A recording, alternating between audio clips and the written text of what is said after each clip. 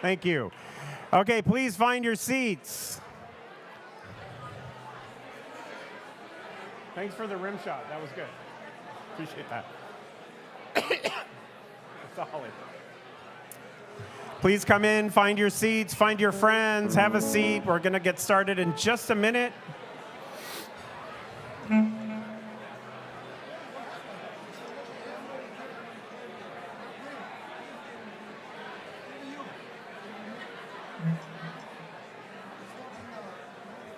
Folks at by the entrance, please come in and find your seats.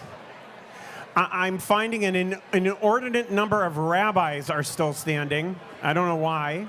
I can guess, but I'm not sure. But with, kavod harabim,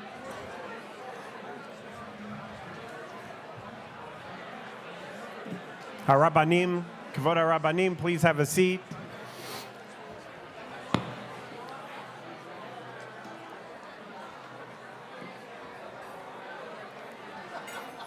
I'm seeing an inordinate number of people from Seattle are standing. Thank you, Alex. I appreciate that. Nice to see you.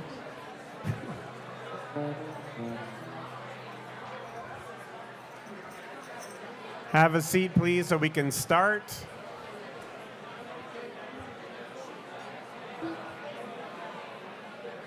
Okay, it's 7:25. We're now 5 minutes late.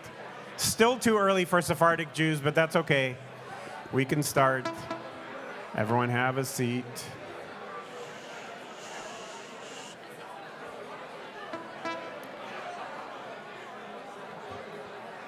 Okay, we're almost there.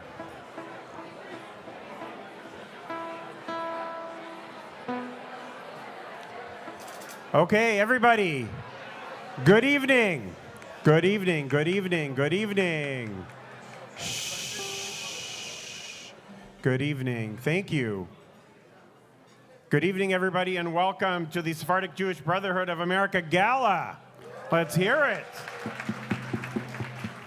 My name is Simon Amiel. I am your MC. Why? Ken Save. I think I'm funny for a very small part of the Jewish population, and this is it. So hopefully I'll be funny for you. I grew up in Seattle. In a Ladino-speaking household, the son and grandson of Turkish and Egyptian lineage. My grandfather, Reverend Samuel Ben Arroya, was the Chazan at Sephardic Bikur Cholim and taught hundreds of us Chazanut, keeping our tradition alive and well. Really in the same vein of what goes on here, keeping our tradition alive and well. Believe it or not, I'm not a professional MC. I am one of a very few number of Sephardic CEOs of large Jewish organizations. The organization that I run is called Route One. It's an organization that transforms the Jewish identities of thousands of North American Jewish teens by sending them to Israel so that they build connections with Israel and Israelis before they face what's going on today in America's universities. Tonight, I wanted to do something revolutionary, at least for the Sephardic Brotherhood. I wanted to write my entire script using AI. But it turns out that ChatGPT doesn't understand Sephardic culture, and it doesn't understand Ladino. But I did I know, can you believe it? Can you believe it? Anyway, I did some further snooping, and I found something brand new. It just hit the AI market. It's something new coming out of the greatest technology centers of Tekirdog. Did you know there were technology centers in Tekirdog? Neither do they. But there is one there, and it's not ChatGPT. It's called Chat Tishpishti. Okay. All right. If that joke went over your head, congratulations. You're not yet eligible for AARP. Okay. It has a bunch of new features. If you ask it more than one question, it automatically responds to every new request by saying, "Aide, no demandes." 2, if you ask it about how to treat any medical condition, it could be a migraine or a broken leg where the leg is coming out of your skin, it always recommends the same treatment. Friega con raki, corta las lágrimas. Rub it with some raki and stop crying. Number 3, when you ask it for recipes, it always leaves out at least one ingredient. If you know, you know. Okay, let's switch out of the AI world and back to reality. Before we begin tonight's program, shh, Avlastinas. Come on, let's chill out a little bit. We want to thank our sponsors for this evening. I'm going to see if you guys can pay attention to these very simple instructions. Please wait to applaud until I am done thanking all of our sponsors. And then we're going to recognize the dignitaries in the room. And then I'll ask you to hold your applause till then. Okay, can we do it? We can do it. Okay, number one, our Pearl sponsors, Becky Benaroya and Joel and Maureen Benolio. Oh, fight the urge, fight the urge. Fight the urge to clap. We're going to wait until we're done. Fight the urge. Good job. Okay. Our platinum sponsors, Ike, Molly, and Stephen Elias Foundation and Martin Elias, Mitch R. Julis. Our gold sponsors, Costco Wholesale Corporation. Our silver sponsors, Howard and Lynn Behar, Mark and Lori Ben Ezra, Joel and Laurel Marcus. Our bronze sponsors, Clifton and Norma Russo, David and Rachel Gattinio, Harley and Leila Franco, Jimena, Juan Mesa Freidel, the Jewish community of Herodes, the National Hellenic Society, Shestone Memorials, and the World Zionist Organization. Now, let's hear it for all of our sponsors.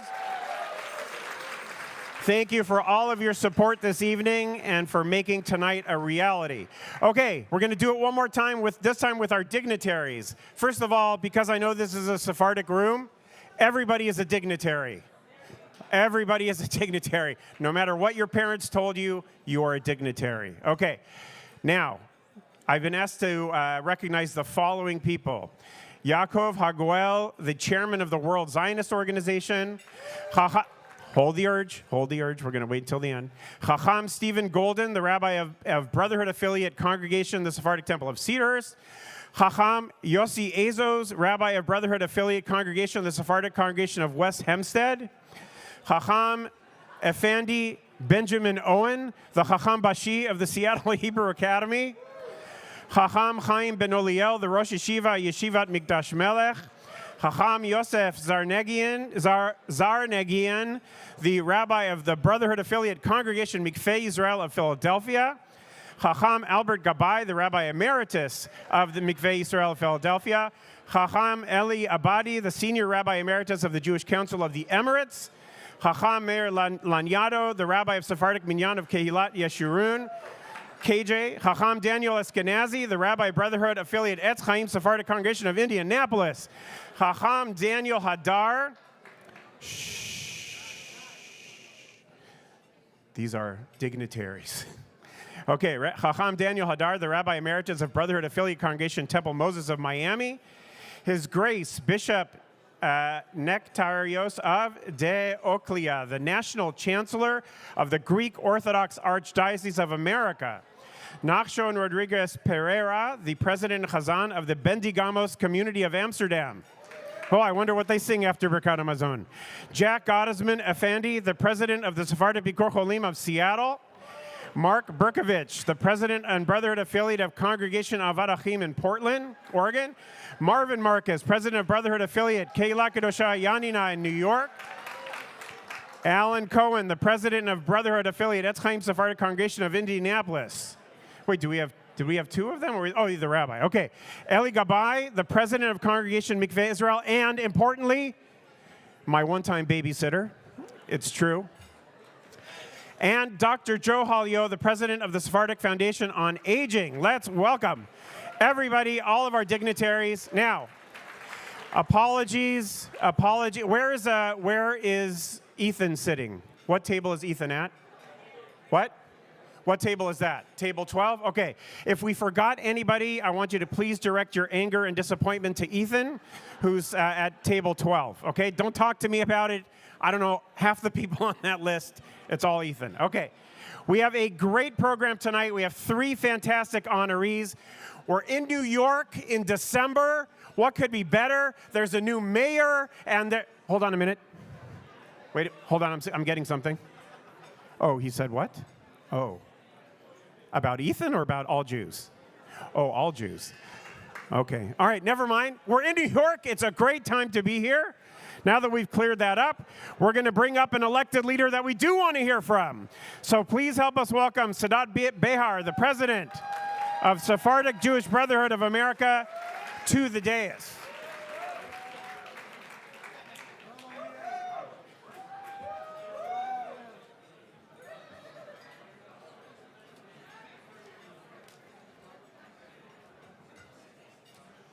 Thank you very much. Thank you very much. Good evening and welcome. It's truly a blessing to stand before more than 250 members and friends of our Sephardic Jewish Brotherhood of America. Tonight is not just a gala, it's a milestone. We are celebrating 110th anniversary of the Sephardic Brotherhood.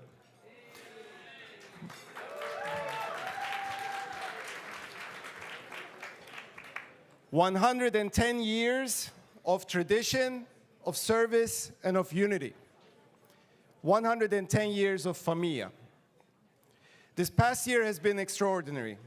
We've been growing both in size and in strength, and with that growth comes responsibility. As we look to the future, we're making significant investments to better serve you, our community. We're staffing up professionally, expanding our capacity, and in January, we'll be commissioning our first comprehensive community needs study. We want to get a better understanding of your hopes, your concerns, your aspirations, so that as the world evolves and new challenges emerge, the Brotherhood evolves to meet those challenges head-on. Our reach today is global. We continue to reconnect with our mother communities in Greece, in Turkey, in Bulgaria, in the lands where our ancestors carried the light for centuries. We are building bridges with our peer communities in London, in Mexico City, in Buenos Aires, and in Cape Town. And here at home, our presence stretches from Seattle to South Florida, from Indianapolis to Philadelphia, to New York and New Jersey and beyond.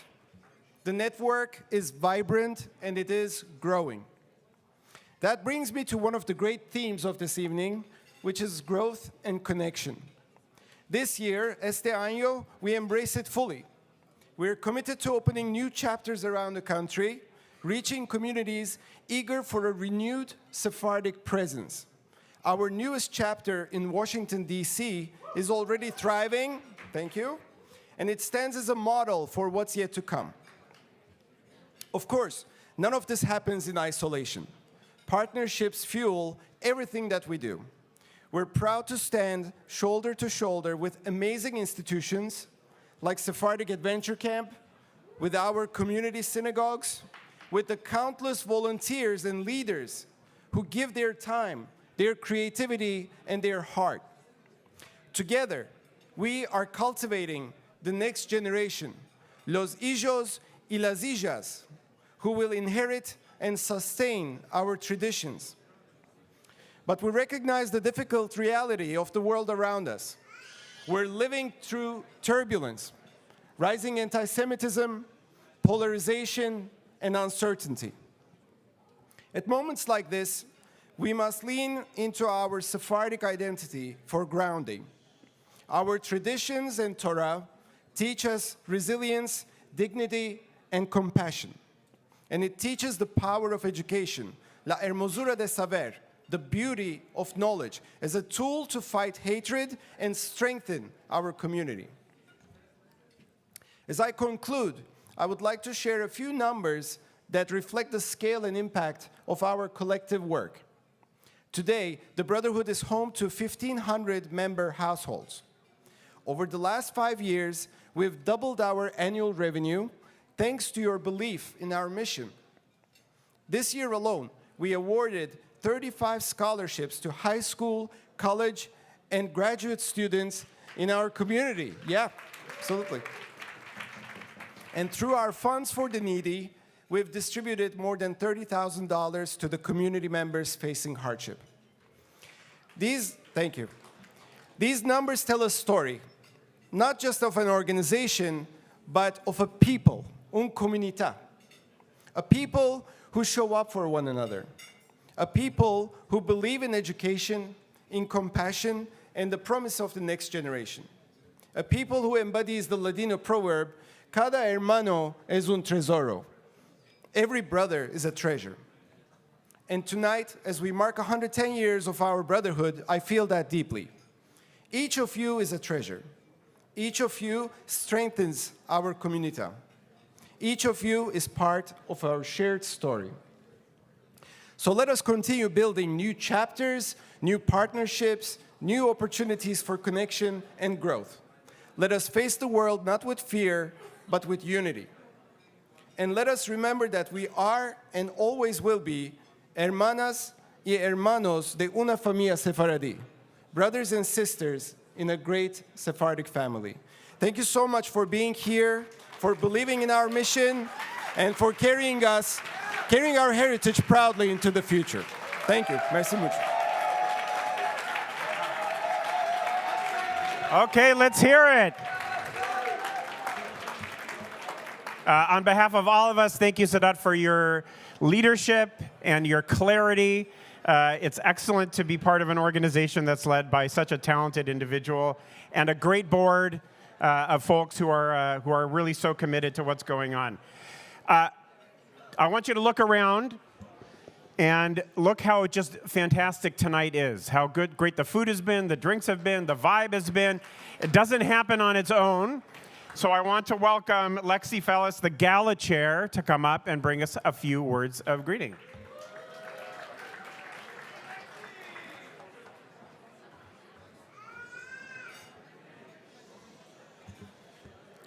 Queridos hermanas y hermanos, my name is Lexi, and I'm this year's Gala chair. 2 years ago, when I last stood here, we gathered right after October 7th with heavy hearts. We lit candles for the souls brutally taken, and we prayed for our hostages to return con vida y salud. The darkness then felt overwhelming. 2 years later, most of our hostages have returned home, a miracle many of us did not believe was possible. While the light of their return has lifted the darkness, 2 years later, the shape of it has changed. We are living through unrelenting anti-Semitism in our streets, in our schools, and in our workplaces. Por nosotros los Sephardim, we know how to walk through the dark. We have been doing it for hundreds of years. Sephardim do not disappear into the darkness. We are here tonight because our ancestors taught us how. For centuries, they guarded the light of our people through expulsions, wars, exile after exile. They rebuilt in Salonika, in Istanbul, in Israel, and in the Americas.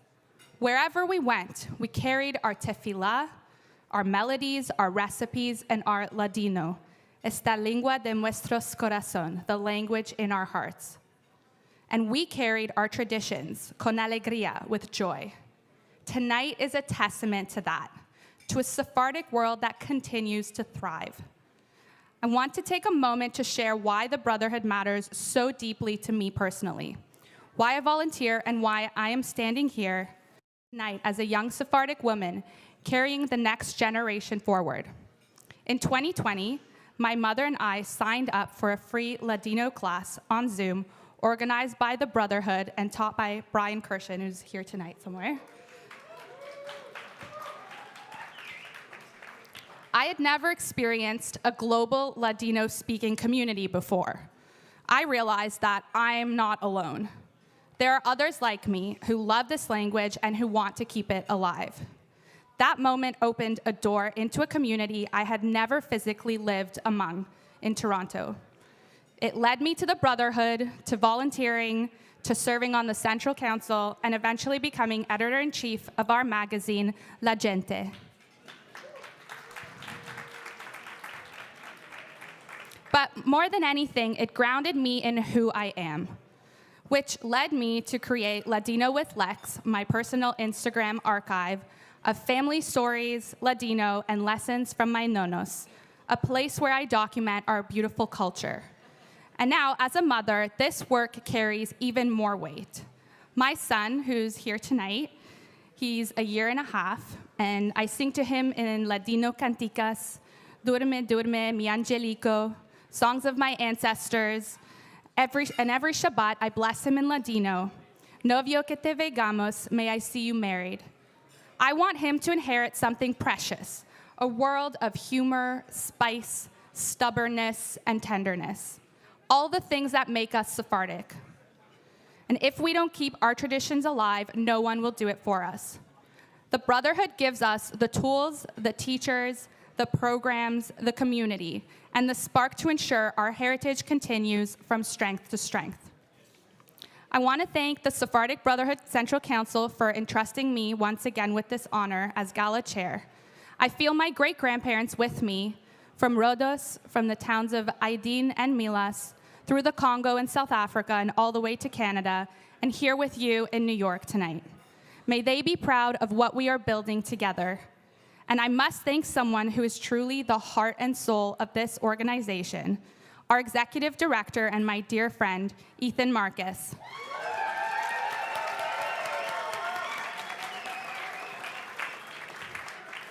Your vision and dedication have pushed the Brotherhood into a new era, one where young Sephardim like me not only feel welcome, but feel called to lead. Despite the difficult times we are living through, tonight is a celebration of who we are, where we come from, and the future that we are shaping together.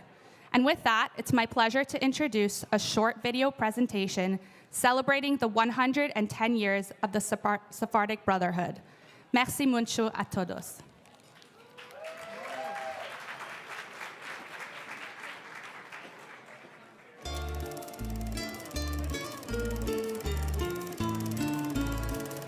There's an interesting quote, "We are who we are because they are who they were." To not know your ancestors is like to be a tree without roots, and I am eternally grateful and proud of my lineage and the foundation and support of the Brotherhood to nourish that passion. Well, the Brotherhood has provided an opportunity for those Ladino-speaking Sephardic Jews from Greece and Turkey and the Balkans to have a voice.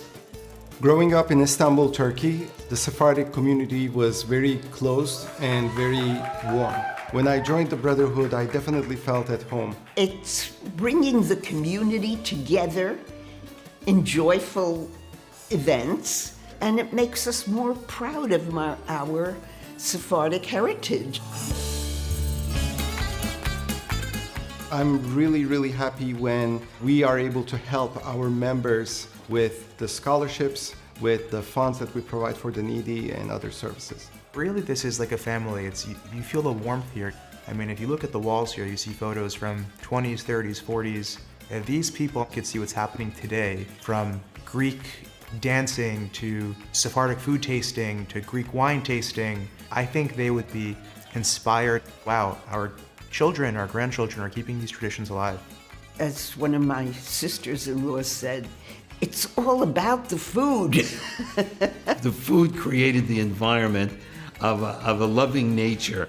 When we speak about Sephardic Jews, the first thing people will say, do you like borekas? Do you make bizcochos?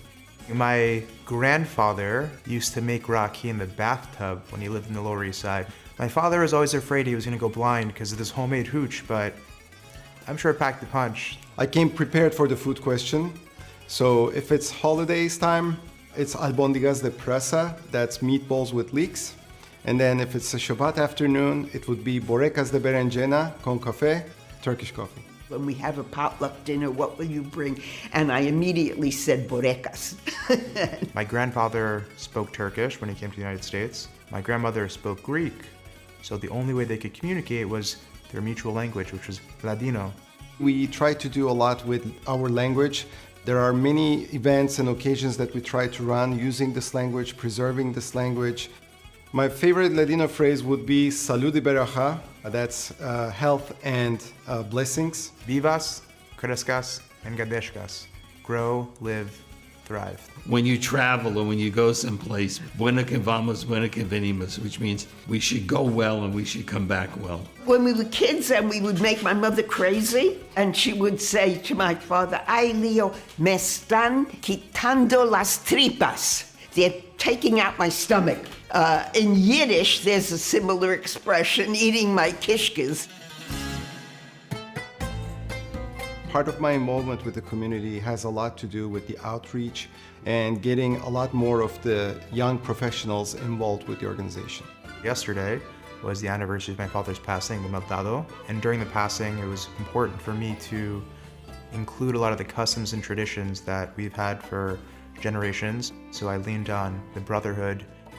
Now I'm learning more about our history and our prayers. We are able to provide a great catalog of courses, lessons, discussions. I believe those kind of cultural artifacts that are being created, they're very valuable. They allow us to pass things to the next generation in a meaningful way. I think continuity is the most important impact, to inspire young generations why their identity is important to them, why they should keep it alive. The Brotherhood provides opportunities to connect with the larger Sephardic world. When I became active, I was on the tail end of those individuals that were Holocaust survivors from Greece. And I had the opportunity to meet them and talk to them about what their life was like. And I got to admit, that's what framed my character, my strong sense of being Sephardic. I'm really proud of being part of it. I'm really proud of the past century plus years of its existence, and I hope that we can see it for many years to come.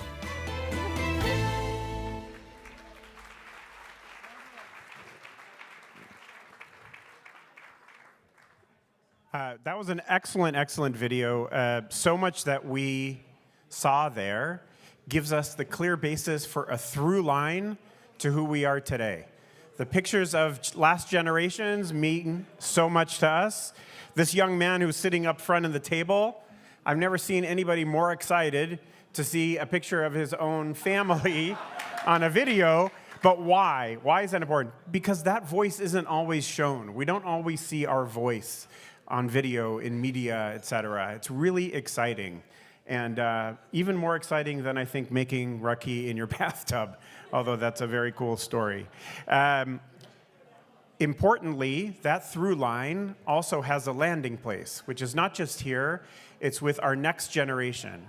And so, I want to invite a young man named Shimi Maman, who is the president of BIVAS, the president of the Ladino High School Club of America. Shimi, will you come up and say a few words? Okay.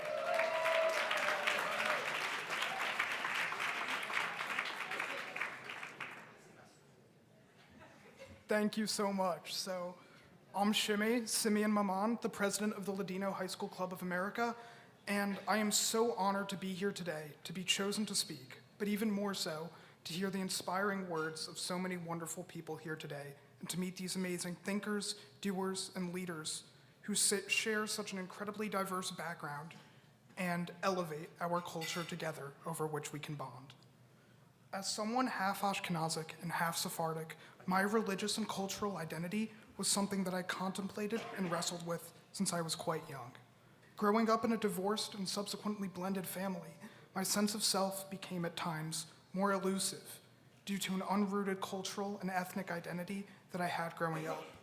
Whether I was with my mom's side of the family or my Abba's, I couldn't help but feel a sense of otherness, standing out amongst the homogenous. My Eastern European family would at times point out my darker, thicker hair or long eyelashes as reminiscent of my Moroccan identity, as something unique, but pointing out my differences still fed an inescapable feeling of alienation. My Moroccan family bought gefilte fish for Pesach, exclaiming that they thought I'd like it because I'm Ashkenazic. Well, I know that they meant well, assuming that because of my heritage I would appreciate, but I really didn't like gefilte fish. Ultimately, though, these moments marked something much deeper, that wherever I was culturally, ethnically, personally, I felt that I would always be the other. These experiences in my family and community left a lingering resentment that I had towards my heritage for years, and I couldn't see a way to be engaged with an inclusive cultural community as a mixed individual. My sense of otherness from my Jewish community was reinforced by growing up watching my mom and dad struggle as single parents for a considerable period of time, a life experience that, as common as it is, still left me feeling isolated and confused about whether I really belonged as an equal and valuable member of my community. I imagine that in every generation, being a teenager going through similar struggles is difficult, with their own similar challenges. Figuring out who you are and who you are meant to be is a crucial part of this stage of development. When joining the Ladino High School Club of America for the first time in the 10th grade, at the suggestion of my stepfather, Thaddeus, my disconnect from my Jewish identity led to an initial reaction of skepticism. But I agreed to give it a shot. Upon flying down to Florida for my first trip with the club, a lot of people already knew each other, people from Boca Raton in the area, but just a few, like me, came here without knowing anyone. These people, as I came to realize, were all just teenagers. Like me, they had their own challenges, their own interests, their own flaws to overcome, and their own ambitions to follow. While we all shared and celebrated this culture and diverse heritage, we still also have the unique aspects of coming from different states and had many different life backgrounds. But no matter who we were, how we grow up, or what our beliefs were and where we came from, we all still came together to learn and celebrate our uniqueness as Sephardim together. It was here that I saw ubiquity and diversity and a beautiful inclusivity that I lacked before, where I could recognize all of the aspects of my heritage as wonderful. The Ladino High School Club of America, specifically the leaders, parent volunteers, and rabbis involved, provided a diverse array of activities and experiences that gave different ways to connect with Sephardic culture.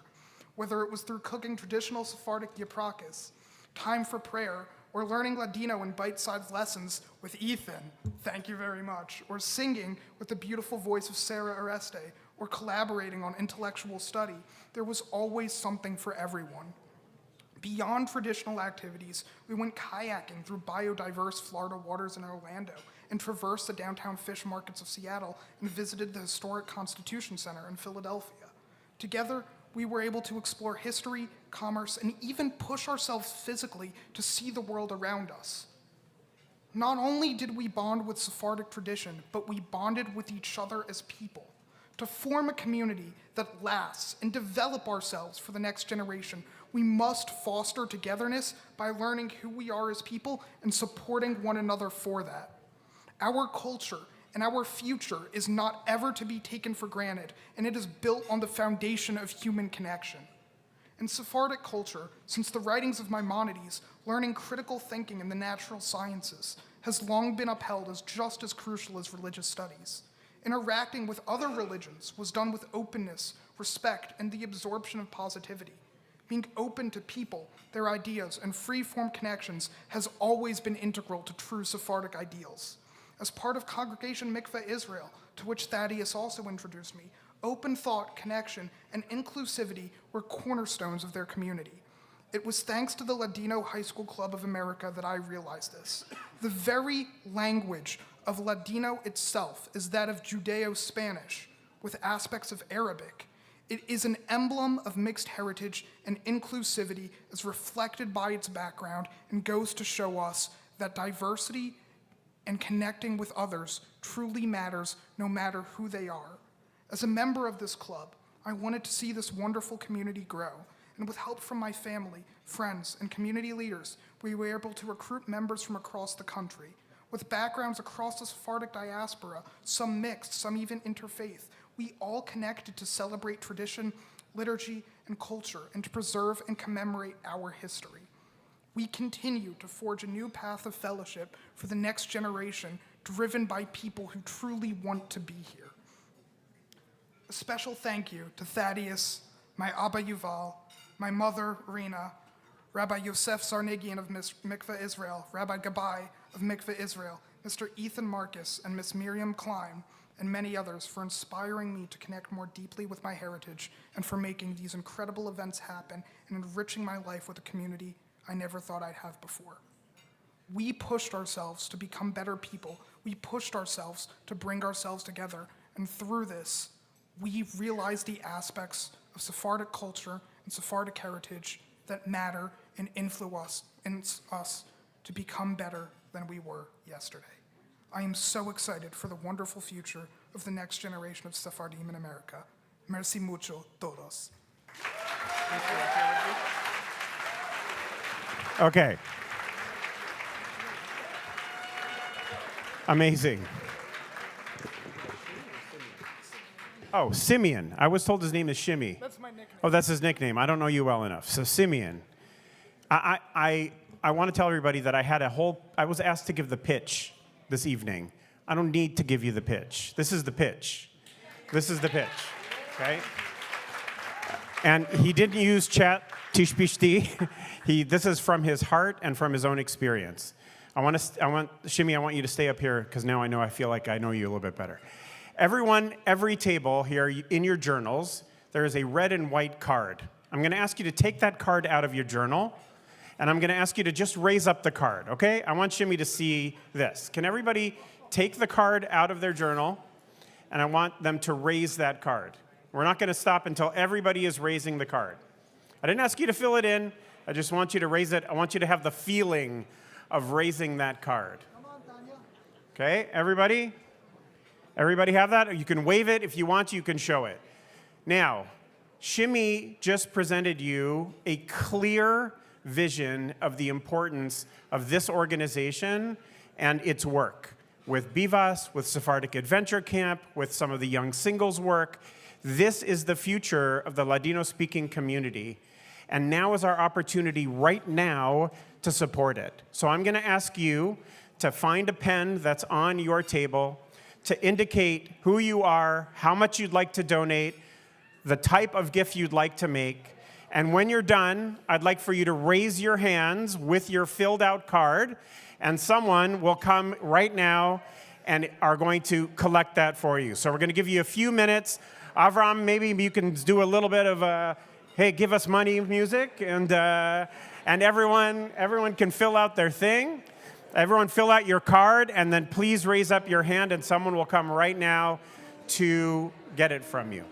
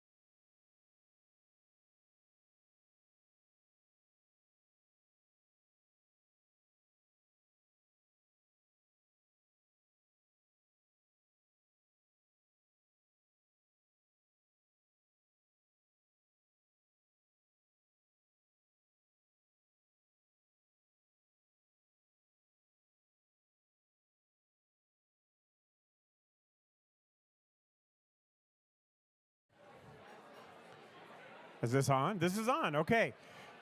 So we took our break. Everyone's sitting and eating, and hopefully you're enjoying Come con Gana again. And we're going to start the second part of the program while you eat. Shh. So before we start the honoree section of tonight, I want to introduce a very special guest. This guest comes from one of the most important Sephardic bloodlines, the Maimon family. After living a dual life of both Ashkenazic and Sephardic identity in hardscrabble Chicago on the mean streets, he and his family moved to Seattle, where he has become president of Sephardic Bikur Cholim in Seattle. And in a show of deep gratitude to his Sephardic lineage, he composed a beautiful new Sephardic romanza that he will be sharing with us this evening. So please put your hands together for Jack Gottesman. Jack, come on up. Thank you, Simon. Thank you, Ethan. My name is Jack. It's nice to see all of you here, people who came from near and far. I agreed to sing this song. I wrote it a few years ago. I have a special version for this occasion. I agreed to sing it on one condition, and I'm very serious about this because it's a serious night and it's a serious topic. I just want to share with you that as great as I do in a minute ago, and it's going to be fantastic, I am not available to hire as a chazan for your synagogues. So don't ask, because it's not going to happen. Are we all ready? I need to know if the room is alive. Is the room alive? Is the room alive? Has anyone ever heard of an Ashkenazic Jew named Adam Sandler? So he has a song about this time of year, and it's about people who you maybe didn't know were Jewish. So I took that song and I made it maybe a little bit more relative for tonight. So if you know the tune, I'll encourage you to hum along. I do well when I hear encouragement from the crowd. If the band knows the tune, I'll encourage you to join along. Are we ready? We all ready to go? That was weak. Are we ready to go? All right, 1, 2, 3. Put on your kippah and take out your menorah. Use Ladino in tefillah and have a shot of tequila. There we go. So join me for this funny Chanukah. Slower, band, slower, a little slower. Join me for this funny Chanukah cantika. We'll celebrate Sephardic heritage and 8 crazy kandalikas. So if you feel like the only kid in town at a party without a kugel, here's a list of people who are Sephardic that I found searching on Google. Zac Efron and Neil Sedaka spend Elul saying silly hotes. Paula Abdul dances her way through Pesach while eating, you know it, kidney oats. We've got Edmund Safra and Nasi Yitzchak Navon. Ethan's papu's last name was actually Marcus Bakshi Daron. Supreme Justice Cordoza and Isaac Mizrahi of Runway fame. Somebody told me that Omri Cosby ate quijada before every game. Costco's top's attorney and baby's dad from Dirty Dancing. IMF head Dominique Strauss-Kahn can give the call tip on financing. So put on your kippah and take out your menorah. Use Ladino in tefillah and have a shot of tequila. Meghan Markle is not, say it with me, not Sephardic. But guess who is? Meadow, Jamie Sigler, Ijo di Sopranica. Leo Raz from Fauda likes his borekas boiled dough. So does the creator of Power Rangers and the guy on The Simpsons who voices Mo. We've got half of Herzl and Nev Campbell from Scream. 4 years ago, Simon Amiel asked the head of Pfizer if there's Raki in his vaccine. Leah Michelle will sing Ladino romanzas on the next season of Glee. Borat is actually not Sephardic, but that mustache could have fooled me. So grab your Auntie Becky and sing along with some Shweki. Sing Ladino Pismonim with Jerusalem's Ladino queen. From Istanbul to Salonika, let's embrace the Bavajavikas. Wishing the Brotherhood of America a Chanukah, Chanukah, Chanukah Allegra. Happy Chanukah, everybody!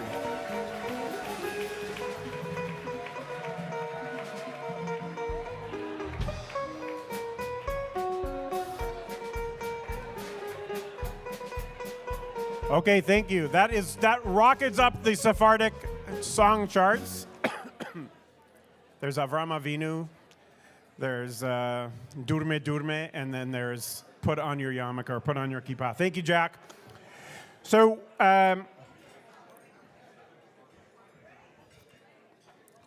we're going to shift in as you enjoy your dinner to a very important part of this evening. These are our three honorees, who are Joel Ben-Eliel, Sarah Levin, and Mitch Julis. And they are each being introduced by individuals. I will call them up, and then they will call up the honoree. If there's any time for everyone to focus, it's now.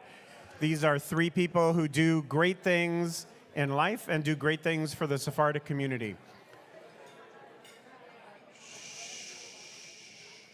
If you will, please help me bring up the first introducer of the first honoree, is the 2023 honoree himself, Howard Behar. Please welcome Howard to the stage.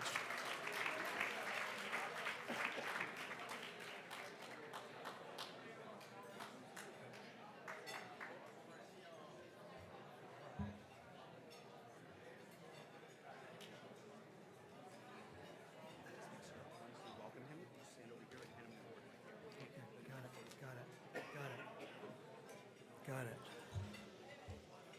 Well, first of all, Joel, I need to apologize to you, but I have good excuse. You know, they say that 60 is the new 50 and 70 is the new 60, but 80 is still the 80. And I still can't figure out whether it's Behar or Behar, but I'm going to go with Behar. I hope it's okay with you.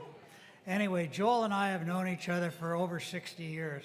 It seems like just yesterday we met a long time ago, and so to be here tonight to be able to acknowledge him is a special occasion for me. So Joel, the Lifetime Community Service Award is given to a senior. I told you 80 is the new 80. Senior individual who's dedicated themselves in service to the Sephardic community in the United States through their generosity of time, financial resources, spiritual guidance, or educational expertise. I was honored to receive this award in 2023, and even more honored tonight to pass the torch to a new recipient. Born and raised in the Seattle Sephardic community as the child of two immigrants, one from Turkey and one from Spanish Morocco via Manchester, Joel Ben-Eliel has spent a lifetime strengthening the Sephardic identity, institutions, and continuity.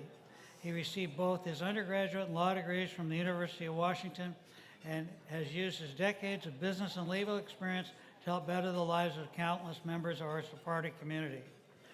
Together with his cousin Hazan Ike Azos, Joel founded the Sephardic Traditions Foundation, without we would not have the beloved Zehut Yosef Sidor services. This Sidor has been beautifully preserved and promoted our authentic traditions of Sephardic tefillah and remains one of the most influential contributions to the Sephardic liturgy in America. Joel also founded the Seattle Sephardic Network, creating a powerful platform for community collaboration, cultural preservation, and leadership development. Beyond these landmark initiatives, he has been steadfast supporter of both financially and strategically of Sephardic institutions and synagogues throughout the country. His quiet generosity and wise counsel have strengthened the communities in many ways that we will never fully know. In his professional life, Joel brought the same integrity to the visions that he brought to his communal service. He served as chief legal officer of Costco and helped guide one of the world's largest and most respected companies. He later served as chair of the Board of Regents of the University of Washington, providing extraordinary leadership to one of the nation's premier public institutions. Joel's life reflects the highest values of our Sephardic tradition: service, humility, learning, generosity, and devotion to community. Ladies and gentlemen, it is my privilege to present the Lifetime Award to Joel Ben-Alil.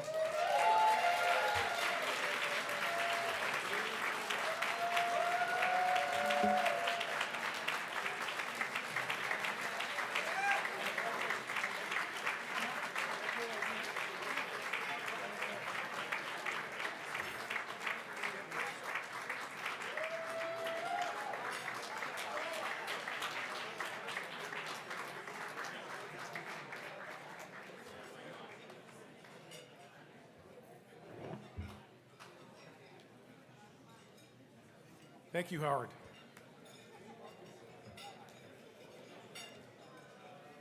Of course, being 80, I got to put on my glasses. Can't read this without my glasses.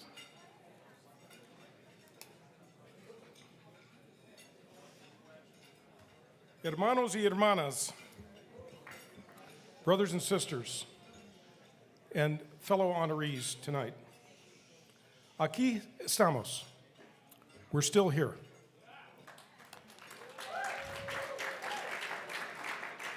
In a moment, I'm going to explain further why I started with a Ladino expression that I heard growing up from the old-timers. Aquí estamos. We're still here. But first, let me give thanks to all of you for being here. You give great honor to me and the other honorees. For many of you, I know it was a long and expensive journey to get here. You made that effort. I appreciate it. Thank you. A special thanks to my dear wife of 55 years, Maureen. Nothing that I have accomplished in my life would have been possible without your partnership and support. Thank you.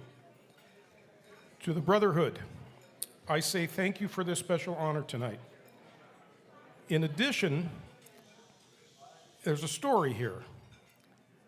I want to offer a long overdue thank you to the Brotherhood on behalf of my dear departed mother and her entire family. I thought that my connection to the Brotherhood began when I met Ethan Marcus when he came to Seattle in 2018. But there's a story that goes back much, much further. Let me talk a little bit about my family. The Ben-Alils were likely from Spain and Portugal, but we don't have direct evidence of that. We do know, based on records, that there were many Ben-Alil families in Morocco. We originated in Tetuan. They were prominent Sephardim, engaged in Torah study, international trade, banking, and diplomacy. In time, our branch of the family relocated to Gibraltar and later to Manchester, England. Our father was born in Manchester, but as a young man, he decided he wanted to come to the United States. Since the quota from England was already full, he first had to go to Canada. He ended up in Vancouver, BC, which is not too far from Seattle. His arrival in Seattle and meeting and marrying my mother is a long story for another time, but for now, let's just classify it as a coincidence. My mother's family, the Maimon family, lived for generations in the Ottoman Empire, specifically in Bursa, also called Bursa, and Tekirdağ. My mother, Rachel Ben-Alil, was born there in 1915. Her father, Rabbi Avraham Maimon, served the Tekirdağ community. He was the Chacham, he was the Moel, he was the Shochet. As the migration started to the United States in the early 1900s, many of the families from Tekirdağ in Turkey came to Seattle. And then in 1924, they summoned their rabbi from Tekirdağ to come and serve them at Sephardic Bikor Cholim in Seattle. In August of 1924, when my mother was just 9 years old, the family began a long journey to Seattle. My grandparents were forced to leave temporarily to leave behind their two oldest daughters who were over 18 and couldn't come in on the family passport. So in 1924, the traveling party consisted of 8 souls, my grandparents, their 5 sons, and their 9-year-old daughter, my mother, Rachel. Their plan was to arrive in Seattle in time for Rosh Hashanah, but they were detained on Ellis Island, ostensibly because my Nona had an eye infection. She was quarantined in an infirmary.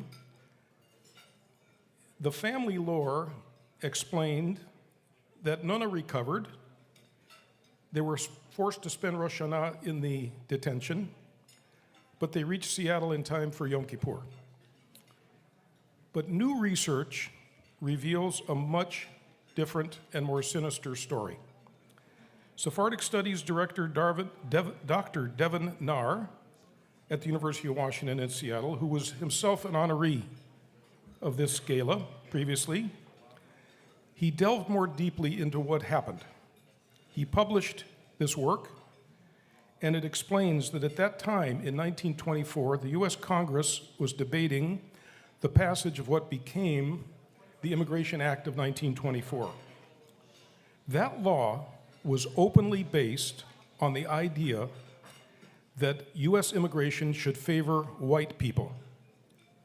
And in practice, the definition was blurry as to who was white. In fact, my ancestors coming here with a Turkish passport were considered non-white.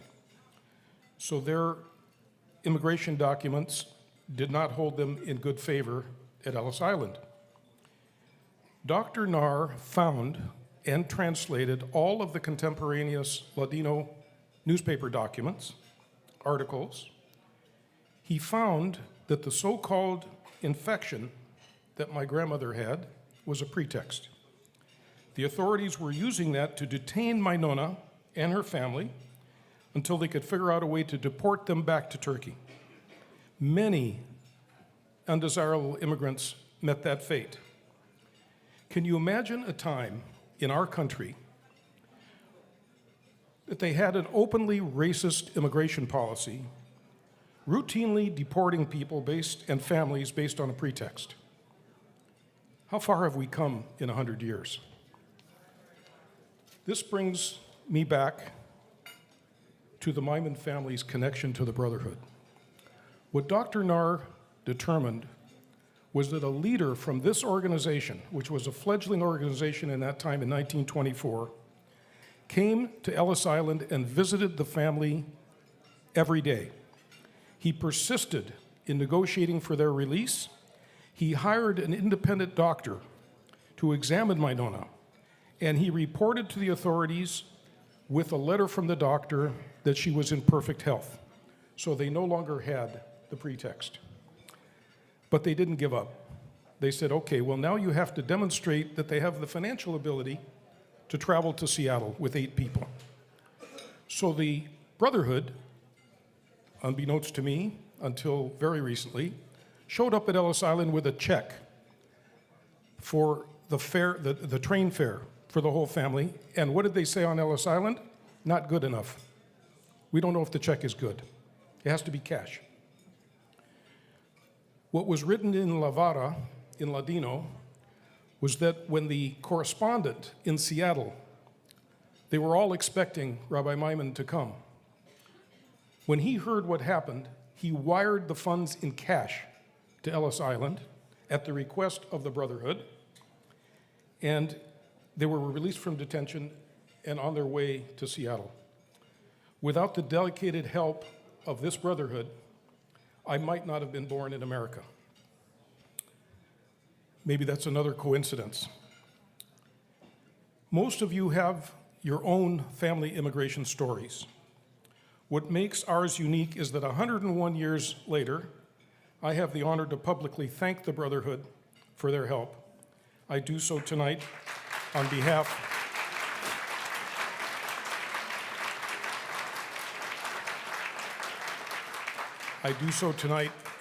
of the Maimon family. I didn't know when I wrote this that there would be a map in the vestry that each of you could put a pin around the world showing your origin stories. It fits right in with my message to you. Each of us carries an inherited legacy from our parents and grandparents. In my case, it runs through Turkey, Morocco, Gibraltar, England, Canada, and the United States, where I became a first-generation American. We're now called multi-rooted people. In your case, your roots might come through the Mediterranean, some other country, Europe, Middle East. Sephardim migrated far and wide after 1492 just to seek a place where it was legal to be Jewish. They ranged from Amsterdam to Monastir, from Izmir to Rhodes, from Salonika to Sicily, to India, the Middle East, and everywhere. What unites us all today, 533 years after they expelled us from Spain, after suffering exile, efforts to exterminate us, forced conscription into the military, financial calamities, estrangement from our native lands, discrimination, disenfranchisement, derision, we still proudly call ourselves Sephardim. Aquí estamos. And when we add up all the hundreds of coincidences over the millennia, they cannot possibly explain that against all odds, aquí estamos, we're still here. At what point do we recognize that a long string of such coincidences is really a single maravilla del Dios Baruch Hu, a divine wonder? Aquí estamos, we're still here. We remain proud to call ourselves Sephardim. We cherish our reputation for open arms, warm hospitality. We cherish our traditions, our history, our sages, our schools, our melodies, our language, our customs, our synagogues, our prayers, and of course, our recipes. The Brotherhood honors me and others because we work to preserve this heritage. The mission of this Brotherhood is central to preserving and keeping that legacy alive. Thanks for all you do. I'm delighted to do my part in that effort. Thank you again for this honor.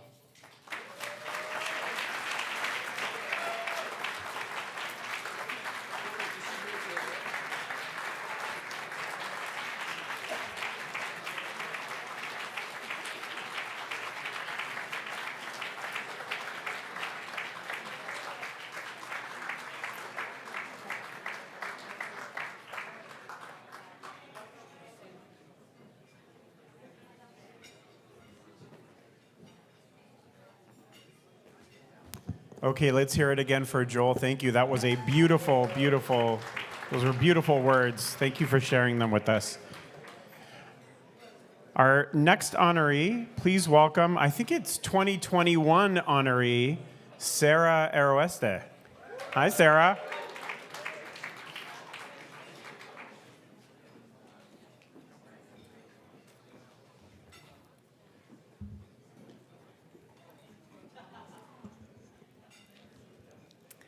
Hello, everyone. The Young Leadership Award is given to a rising star in our community, someone shaping Sephardic life in new and innovative ways, empowering young people to reconnect with their heritage and creating a meaningful platform for Sephardim in the 21st century. As a past recipient of this award, I am honored this evening to introduce someone whose work and spirit embody these values completely, Sarah Levin.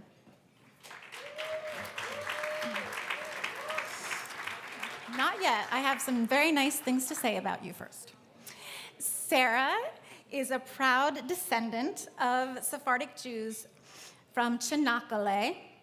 Her grandfather, Levi Levi, immigrated to the United States at the turn of the 20th century and soon found the need to change his last name from Levy to Levin. Sarah grew up in the Chicago Sephardic community at the Sephardic congregation of Evanston, where she remembers the warmth of Sephardic family life, the melodies in the kahal, and the Ladino words and phrases spoken by her family members from time to time. Those early experiences of community, culture, and identity planted seeds that would define her life's work. Today, Sarah serves as the executive director of Gala, Jews indigenous to the Middle East and North Africa, a leading public advocacy and education organization. Since 2010, she has played a central role in shaping the global movement for Mizrahi and Sephardic rights and redress. Through her vision, Gala has created groundbreaking programs and campaigns that allow Sephardic and Mizrahi Jews to explore, preserve, protect, and share their stories and heritage with the world.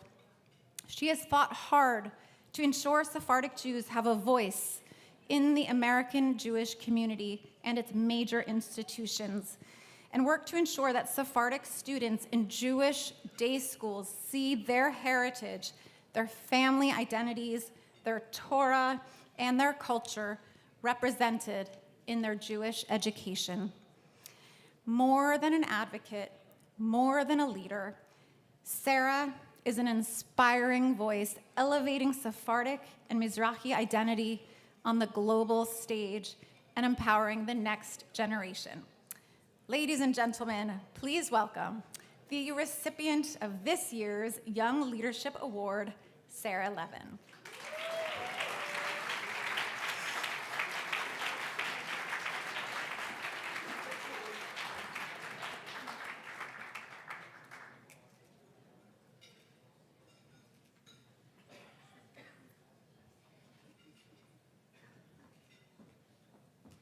Hi, everybody.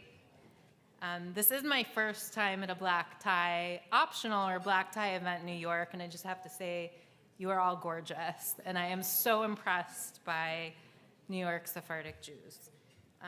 Thank you so much for this honor. So as Sarah said, I started at Gala back in 2010, 15 years ago, because I wanted to tell the stories of the 1 million Jewish refugees from the Middle East and North Africa and their Mizrahi and Sephardic descendants. I wanted to help build deeper cultural connectivity and continuity between young Jewish Americans and our brothers and sisters in Israel and throughout the larger Middle East. So a little story. Not long after I started, I received a package from Rabbi Michael Azos. Inside was a small booklet about the history of the Sephardic congregation of Chicago, my hometown. When I began to read it, I started to understand where I came from, why I am the way I am, and most meaningfully, I got to read about my great-grandparents, active, influential leaders of Chicago's Sephardic community. I was filled with pride. I hadn't looked at that booklet for a few years, so last weekend I opened it up as I was deciding what I was going to say up here tonight, and I was inspired, and I want to share 2 takeaways. The first is the courage to evolve, expand, and adapt. My great-grandfather, Morris Levin, bless his memory, was responsible for hiring the first rabbi of the Sephardic congregation in Chicago. And that rabbi who he hired was a Yemenite Jew. My papu broke with convention by not hiring a Ladino-speaking rabbi. And that choice helped the congregation grow in meaningful ways. And it reminds me today, it's okay to expand, to adapt, and to meet the needs of the moment. Our rabbis taught us this flexibility. So what does that mean for us today in 2025?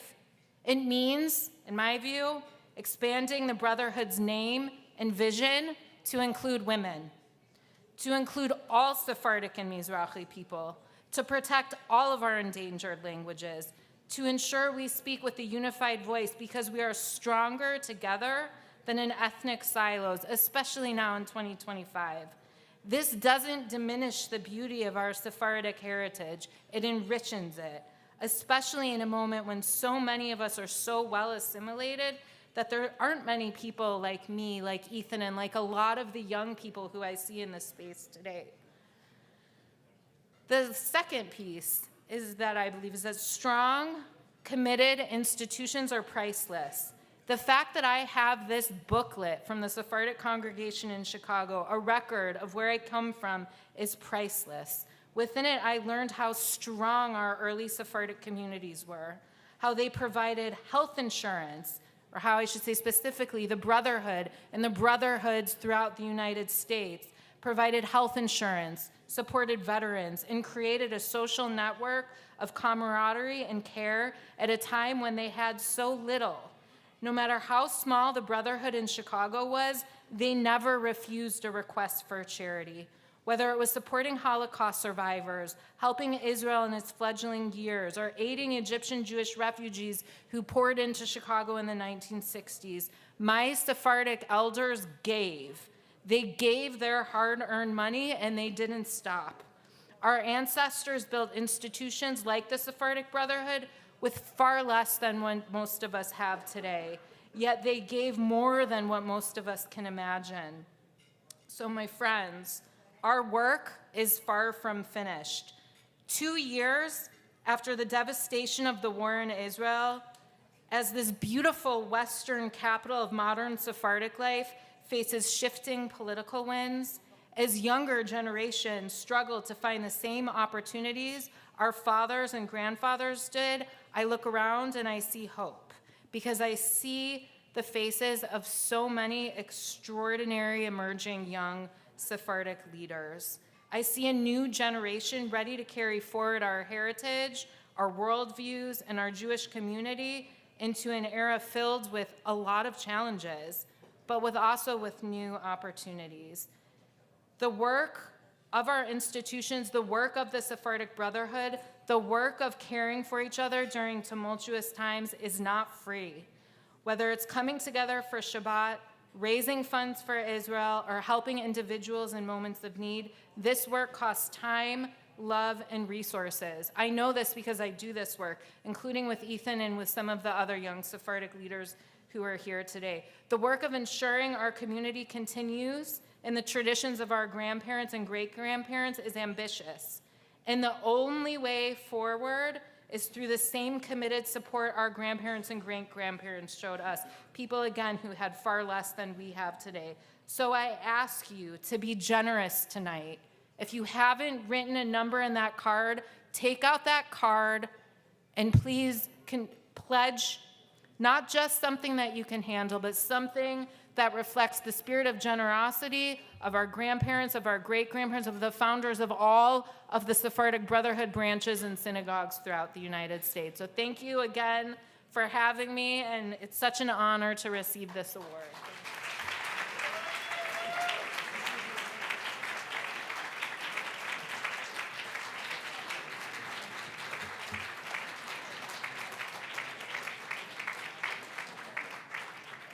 Congratulations, Sarah. Well deserved. And the future is bright with leaders like you and Ethan and all the others who are taking on the mantle of leadership. Our final honoree will be introduced by Joel Marcus. Joel, please come on up.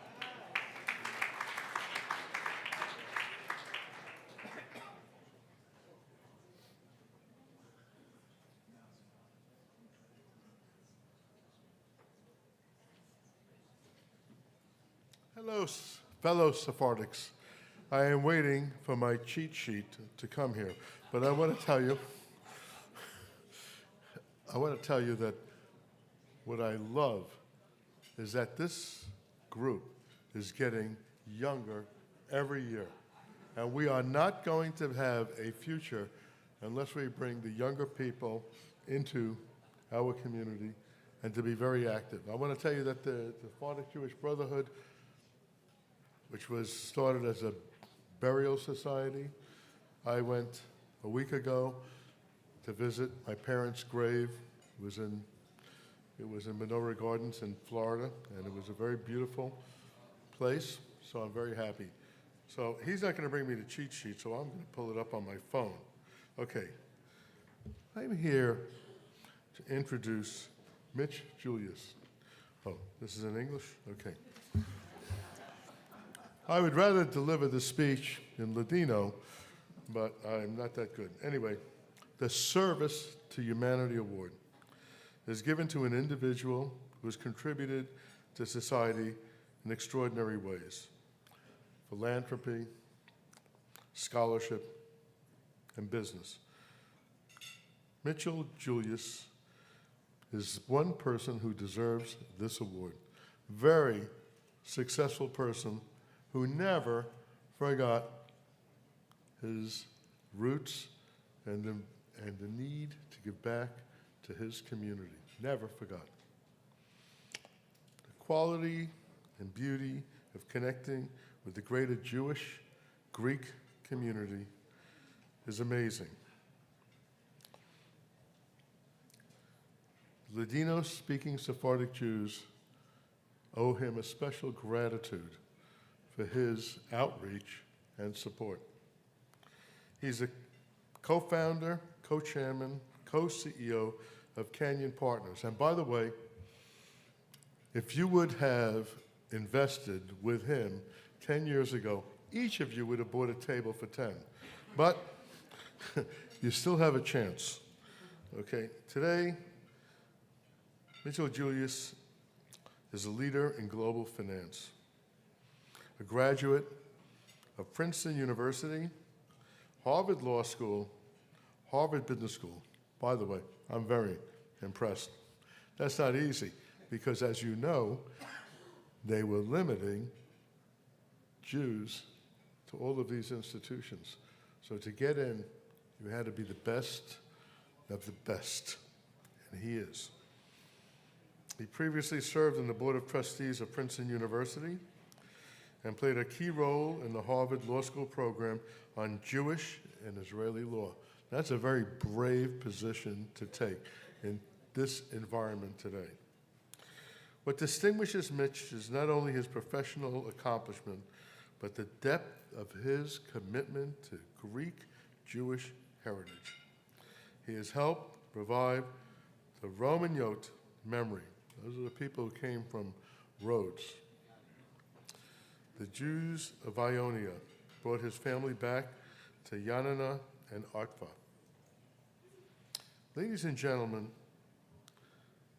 I'm introducing a great man, a man who has accomplished tremendous things and has not forgotten to give back to his community.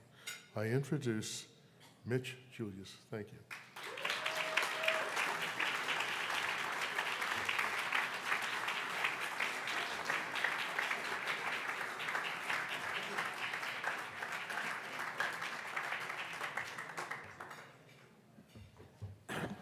Well, I don't know what to say after that other than thank you very much. I do have one minor correction. This has plagued me all my life. It's Julius, not Julius, but that's fine. And by the way, just so you know, a little bit about my family background, particularly on the Greek side. Julius is anglicized, and it is actually Turkish, I found out. I think it's Gül or Güli, and in Turkish it means roses or rosewater. And I have 3 daughters, and before I found that out, we named our youngest daughter Rose. So she's actually Rosewater when you think about it. The other side of our family from Greece. So my grandfather, Raphael Marcus Julius, came from Arta, and then Esther, my grandmother, came from Yanina, and her name Dalvin, some of you may know because you've seen the book by her cousin, the Jews of Yanina, which we're updating through the efforts of Menachem Butler at Harvard Law School. There'll be an updated edition, expanded edition. It may be 2 parts coming out over the next few months.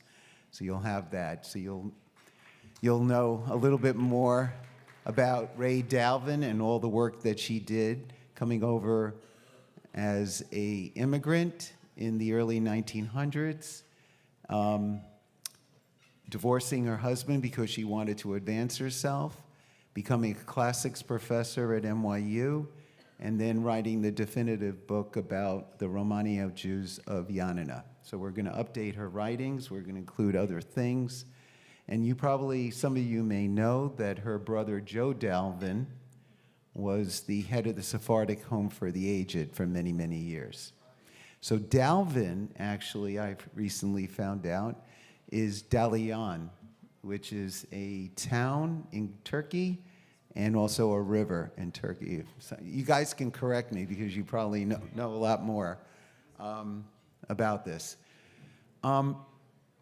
Just a little bit about how I was raised and why I'm here tonight.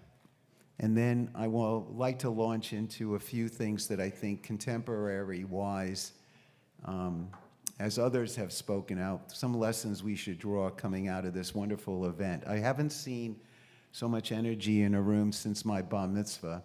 And in that case, because we had both Ashkenazi families and Romanio Greek families, my father's brother, Marcus Julius, got up there when they were about to play Mizalu. This is etched in my memory as a 13-year-old. And he said, the following song is only for Greeks and only those who have been injected by Greeks. You can imagine, got the same response that I'm getting now.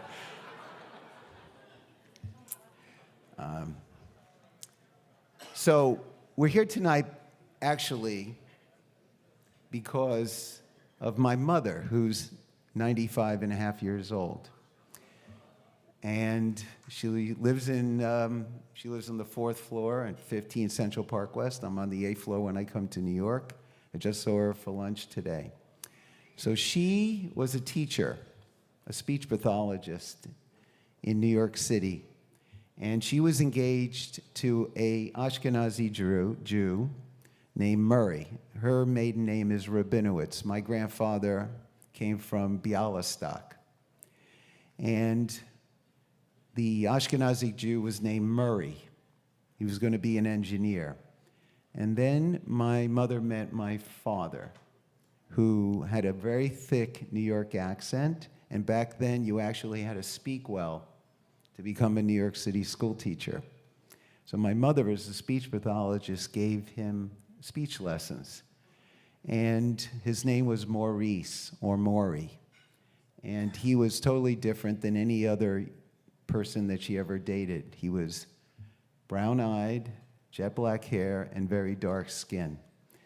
And my mother immediately dropped Murray for Maury, and the rest is history. And so you can imagine, put yourselves in my mother's shoes at that time, going against the grain of convention, right? That was a mixed marriage, essentially, back then. And she had to convince my grandfather, Rabinowitz, that my father was even Jewish. At the wedding, they had a Romanio rabbi, from what I understand, and my grandfather, my grandfather Michael Rabinowitz, stopped the wedding, yelled out in Yiddish that this was not a kosher wedding, and brought up his own rabbi. You would think that didn't lead to a very good relationship between the families, but actually it was fine. And I grew up for the first 10 years of my life in the Bronx. We lived between Fordham Road and Tremont Avenue. My father taught at Roosevelt High School near Arthur Avenue. And my grandparents lived right next to us in pre-war housing on the 4th floor. Can you imagine schlepping up a baby carriage with no elevator in that apartment building? But my grandparents and my parents did it. And I grew up with no Yiddish. It was Greek words and Greek food all the time. And they took my brother, when the weather permitted, every day or every other day, either to the movies, the Lowe's Fairmont, the RKO Chester, even the Lowe's Paradise one time, all the way to the Grand Concourse, or to the Bronx Zoo or the Botanical Gardens. And that was a total immersion into a culture that to this day remains a guidepost for my life. They were not overtly religious, Esther and Ralph, but they were so spiritually strong about their belief in God and their service to the country that has remained a major influence in my life. You should know that when my grandfather, Ralph Julius, came to this country, about 8 years later, in 1916-17, he was either enlisted or was drafted in the American Army under General Pershing and fought in World War II. How he survived, can you imagine? Growing up in Arta, only knowing Greek and then having to master English and then deal with a bunch of Americans in an army unit back in France. And he came back with a Purple Heart because he had been wounded right before the Argonne Forest disaster. And he was very proud of being a veteran. And when, as was mentioned previously by Joel, sentiment turned against immigrants, he marched with the Lady Garment Workers Union against the racism that was turning against immigrants, and particularly in favor of Sacco and Vanzetti, who he felt was, being tried unjustly. So all those are major influences that have brought me to this point, being honored by this amazing organization. And I think the lessons that I have for today that I want to leave you with very shortly are the following. Number one, I think one of the most effective things that Ethan Marcus, who's got me involved with trips to Greece and Israel for students, one of the most effective things that can be done today is to bring Jews and non-Jews to Israel so that they could see for themselves what it is really like to be in that country. I think that Birthright has done a great job at doing that, but Birthright alone can't really overcome the Jew hatred and anti-Zionism that we're dealing with today. So whether it's Ethan Marcus organizing Princeton students, or Princeton students only recently, currently organizing a trip of Jews and non-Jews who are interested in tech and helping them get off the ground and have a trip in the winter session. I think this organization should really focus on building alliances with other organizations to foster and support those kinds of trips, because I have found in my own experience, because I founded an organization 17 years ago to bring professors from universities around the world, that when you bring them to Israel and you don't have to propagandize them, you show them both sides and let them make up their own minds, that the Israeli narrative is so powerful that it pierces through all the lies and the falsehoods that are so rife today. So that's number one.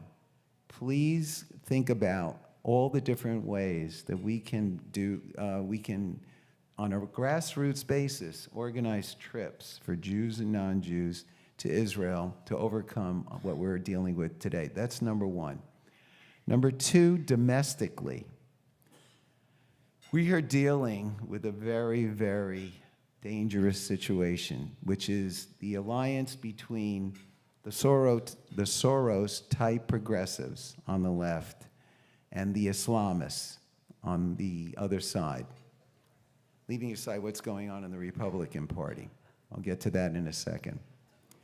Why do we find these two groups, who you would think have nothing in common today, so allied? Well, excuse me? Okay. What it is they're both globalists. Progressives of the Soros variety don't believe in the nation state model. They believe in global institutions. And Islamists believe in a global institution called a caliphate. So they have this unholy alliance going on right now. And it is very dangerous because it is funded very powerfully, both by Qatar on the one hand and the Soros types on the other. And the institutional capture that is going on, not only in colleges and universities, but in K through 12, is very, very, very dangerous. So my philosophy as a philanthropist at this point to deal with this is to hug and hit. By that I mean engage in lawfare or other means to hit back at our adversaries where you can get a lot of bang for the buck. So for example, I'm supporting a lawfare organization that is suing the LAUSD, the Los Angeles Unified School District, because of the ethnic studies curriculum, which is just a guise for Jew hatred and anti-Zionism. So they're teaching this in K through 12 in California. And then the hugging part, like the trips or other things, really is also important. So for example, one of the things I'm doing with Yeshiva University and Christian colleges and universities in the United States is to come up with an alternative to the 1619 Project, which is being taught. 1619 Project, you may know, basically says the United States was created, and we're about to celebrate the 250th anniversary of the founding of this country in 1776. The 1619 Project basically says that this country was founded to propagate slavery. And it started with the indentured servants that were brought to Roanoke, Virginia in 1619. This is a perversion of what the United States stands for. And we don't teach civics anymore in public schools. So we have to restore that. The idea that Rabbi Jonathan Sachs talked about, that the United States is exceptional because it is a Judeo-Christian conceptual country, that is a covenantal nation, where our rights come not from government, but from the Almighty. That is a very powerful concept that is not being taught today in our public schools, that we're a covenantal nation, that anybody who wants to be part of this covenant, wherever you come from, can be part of this amazing experiment toward a more perfect union. So this hugging and hitting idea, whether it's trips to Israel or curriculum to counter a lot of the things that we see out there, is very, very important. So I would encourage this organization to think about that, in addition to the things that you're doing. Finally, I want to address what's going on in the right, the Republican Party. This is a very, very significant new development that's been in the making for many, many years. You know, Sephardic Jews and Mizrahi Jews know what it is to be caught in the middle of this whole idea, right? The left says we're white and privileged, and the extreme right says, well, guess what? You're not white enough, right? And so what are we? Well, the truth is, for the purposes of Jew haters and anti-Zionists, Jews are shapeshifters from their standpoint. We are whatever they are against. And so it's not just the left and the Islamists that we have to worry about. We have to worry about what's going on in the right. Currently, there's a schism there. The schism is between the Huckabees and others who believe that Israel, as a nation state, represents the protection of Western democracy and civilization, and that if Israel falls, not only religiously, but falls as a country, the one democratic state in the Middle East, that portal will open up to the demise of Western civilization. On the other hand, you have the Candace Owens and the Tucker Carlsons of the world, and perhaps J.D. Vance, we don't know yet, that actually believe that Israel is part of the global conspiracy, and that Israel represents a real threat to the rest of the world. This is going to show up in 2028. We may find that both candidates are less friendly to Israel, and you'll have to make a Hobson's choice as to which one it is that you're ultimately going to pick that will have some attitude which we currently don't see in this administration, which is very pro-Israel. So I want you to be aware of this. What do you do about it as an organization and as individuals? I believe that the most important thing is to support centrism. Senator Lieberman was a good friend of mine, and unfortunately we lost him. And he represented one of the best of, I think, American politics that we can aspire to, again, as organizations and as individuals. This country requires centrism, consensus building. And to the extent that we can get involved in trying to shape that in American politics, I think we will also be helping Israel and the Jewish people. So with that, thank you very much. And it's a real privilege to be amongst you. Thank you once again.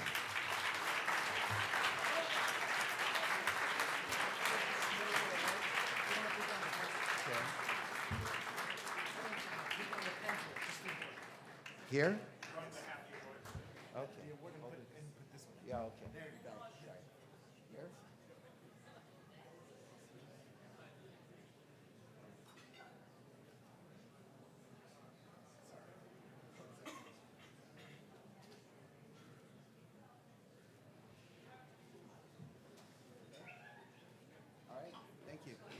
Thank you.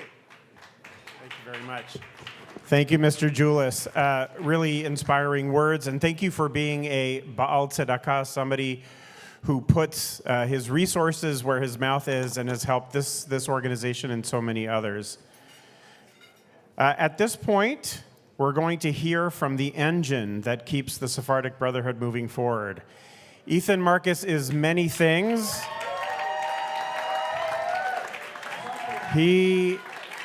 Ethan is the Boca of Broadway. He is the feta in our boyos. He is the cabeza of the whole Piscado. That reminds me, dessert is coming up soon. After Turkish dancing. Right after we hear from the powerhouse of the American Sephardic Brotherhood, Ethan Marcus. Ethan, come on up.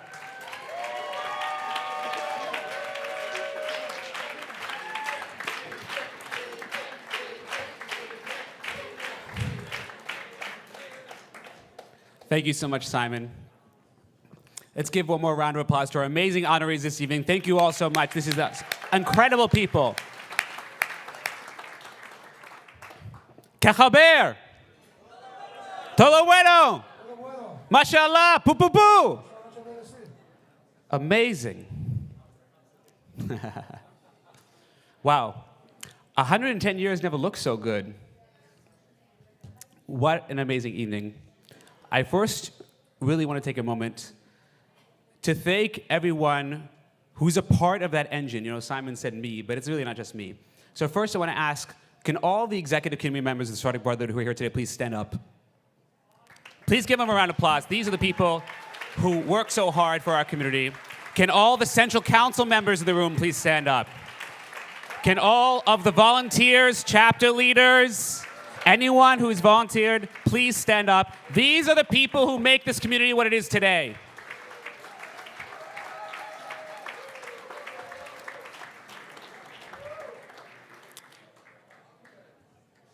If you've heard one thing tonight, is that after 110 years, there is still a common theme that builds community.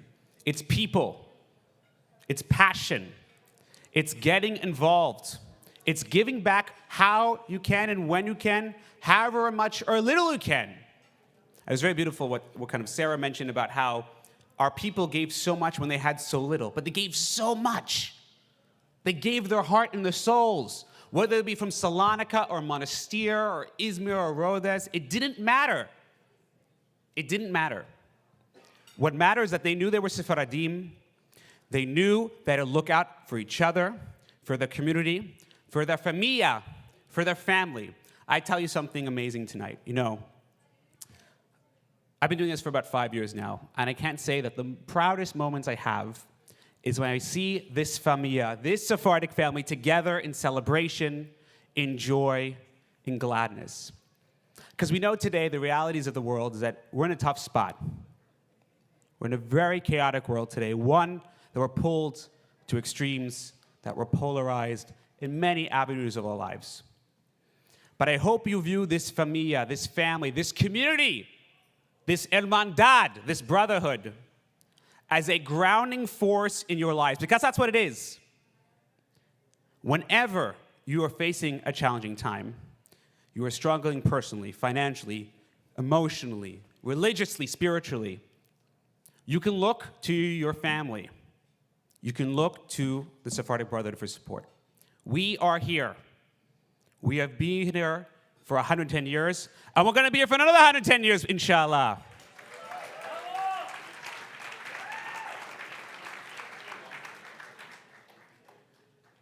So the one thing I ask from you is that to make sure the next 100 years are even better than the last 110 years, is to get involved. Get involved, however much or little you can. Get involved in the board. Get involved in a chapter. Help us build a new chapter.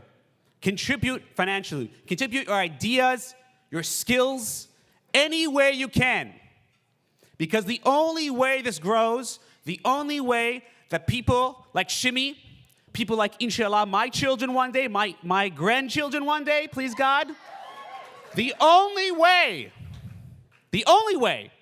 they have a Sephardic community, they have a Ladino language, they have the Torah values and moral guiding principles to live for the next 100 years, that survives, is for you to sustain it today and for you to get involved now. So with that, we're going to have a great night together. We're going to have some wonderful music. We're going to have a little bit of Raki, a little bit of Uzo. Make sure you get a little bit of Uzo. And meet others here. Find out how they're involved. Come up to me. Come up to our president. Come up to any one of the wonderful volunteers, executive committee members, central council members, staff members here, and say, I want to get involved. I want to contribute how I can. So with that, merci mucho. From my bottom of my heart, thank you all for being here. Thank you all for investing in our Mandan, in our brotherhood, and for continuing the flame of Sephardic joy, of Sephardic life, of Sephardic passion for the next 110 years to come. Merci mucho. Thank you all so much.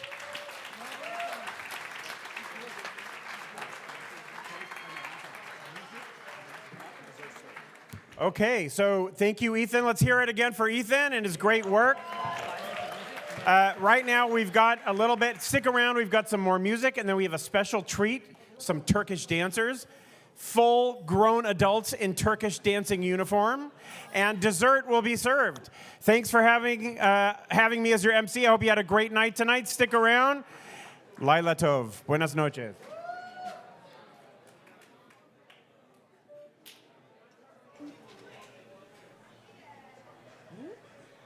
Mm-hmm.